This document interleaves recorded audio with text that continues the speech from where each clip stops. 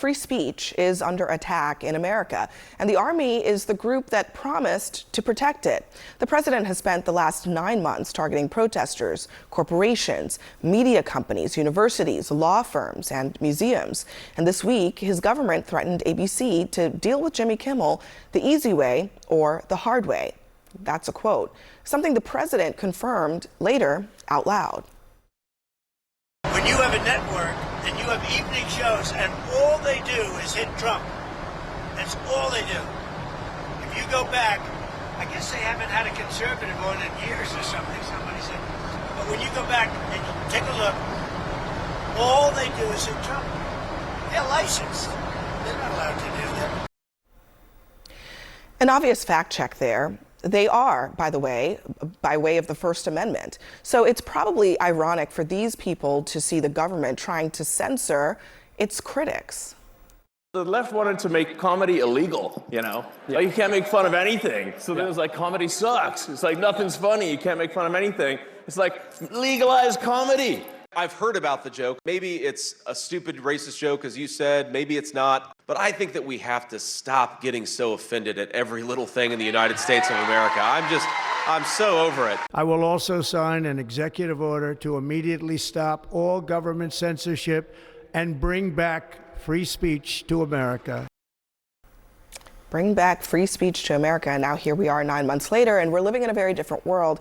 I guess at the end of this week now, the question seems to be, as it often is with Trump, was this all just a big miscalculation in the sense that it's really opened up this Pandora's box of maybe self-reflection in the conservative movement about whether they really believe in free speech, whether or not this is actually as far as they want to go? I mean, are we at that moment? I don't think that the silver lining is a moment of reflection from the right. I think what it is it's a big reveal that it was never about free speech. This has been consistent. For some people. For this administration. Yeah, for this administration. For this president, since the beginning, they have been cracking down on free speech at universities, at museums, at law firms, and at media companies. And so this actually just captures the attention because it's popular entertainment. Colbert plus Kimmel equals an undeniable attempt to throw brushback pitches at free speech, at comedians, at satire.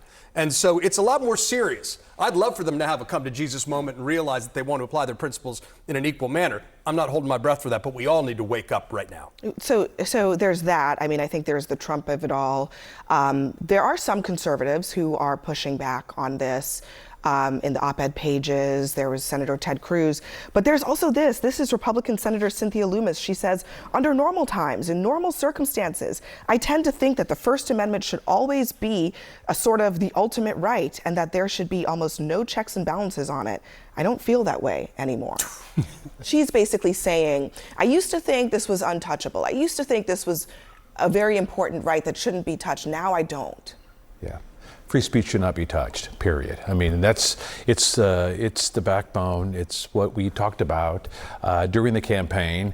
And look, it all started with Jimmy Kimmel being fired, Abby. And look, as a business owner, he was fired by a private business who wasn't happy. Obviously, the ratings weren't the best. Mm-hmm. But John, let me finish. Okay, John. but please finish. We'll he was fired. The affiliates came out and said he was not technically not fired, but please continue. Okay. He was suspended. Yeah, that's the word. And indefinitely. So.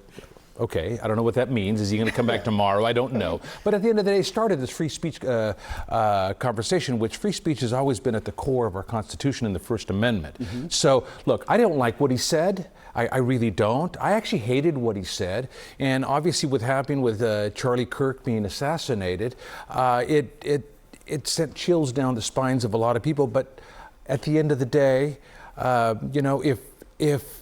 if Kimmel said something that was bad, there is a process to go after somebody if they said something bad. So I'm not from the school if they should have let him go, but that's not my decision. That was ABC's decision to let him go. You're leaving out an essential detail. Yeah. You have a high-profile Trump official who goes on a podcast, a very prominent podcast, and insists, among other things, we can do this the easy way or the hard way. At that point, this is called jawboning. That's the technical term for it. They're doing absolutely everything they can to not only intimidate them, but every other broadcaster, and the president is sending a very clear message from Air Force One.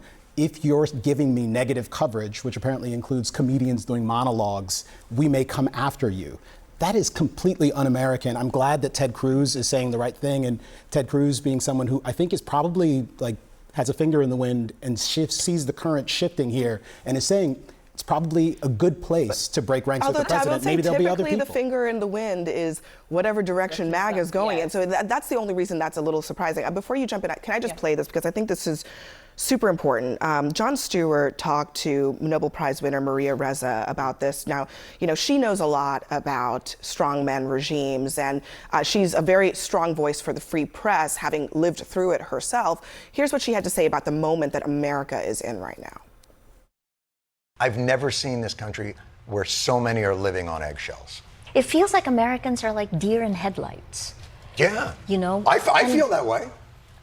But if you don't move and protect the rights you have, you lose them. And it's so much harder to reclaim them. Yeah. When a deer is in headlight, they freeze and then they get killed by a car. That's actually what she's saying, is that America is at the threat of literally losing it all.